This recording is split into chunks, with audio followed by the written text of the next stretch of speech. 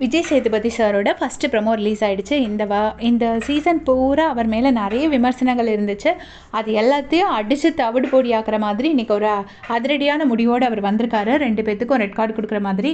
அவரே என்ன சொல்கிறார் அப்படின்னா, என்ன வேணால் பண்ணிக்கலாம், நம்ம என்ன தப்பு வேணால் பண்ணலாம், நம்மக்கிட்ட தான் வாய் இருக்கே, அதை வச்சு பேசி பேசி நியாயப்படுத்திக்கலாம் அப்படிங்கிற ஒரு முடிவோடு தான் எல்லோரும் இருக்காங்க.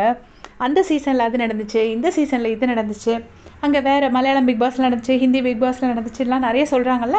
ஸோ அது எல்லாத்தையுமே சொல்லி அதெல்லாம் வச்சு நம்ம நியாயப்படுத்திக்கலாம் அப்படின்னு நினைக்கிறாங்க. பட் எங்கே என்ன அநியாயம் நடந்தாலும் என்கிட்ட நான் அதை நடக்கிறதுக்கு கண்டிப்பாக விடவே மாட்டேன் அப்படின்னு சொல்கிறாரு. நான் கண்டிப்பாக பொறுத்துக்க மாட்டேன் அப்படின்னு சொல்லியிருக்காரு. அதனால ரெட் கார்டு கொடுத்து அனுப்ப போகிறாரு.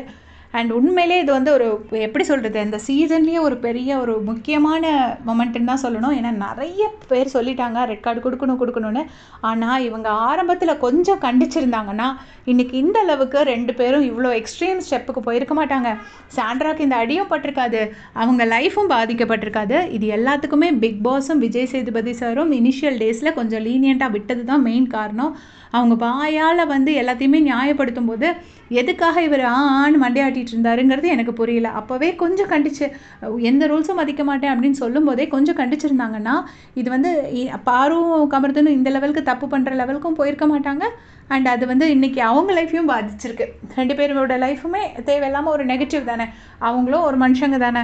சாண்ட்ராக்கும் இவ்வளோ ஒரு பேனிக் அட்டாக் வர்ற லெவலுக்கு ஒரு மோசமான இன்சிடென்ட் நடந்திருக்காமல் இருந்திருக்கும். எல்லாத்தையுமே தடுத்துருந்துருக்கலாம். அது பிக் பாஸும் விஜய் சேதுபதி சாரும் ஆரம்பத்திலே கொஞ்சம் ஸ்டெப்ஸ் எடுத்திருந்தா. பட் ஒன்றும் பண்ண முடியாது. இப்போ எல்லாமே கைமீறி போயாச்சு. இனி அவங்க ரெட் கார்டு டிசர்வ் பண்ணுறாங்க, அதை வாங்கிட்டு போக வேண்டியதான். அதை பற்றி உங்களுடைய கமெண்ட்ஸை சொல்லுங்கள். தேங்க்ஸ் ஃபார் வாட்சிங்.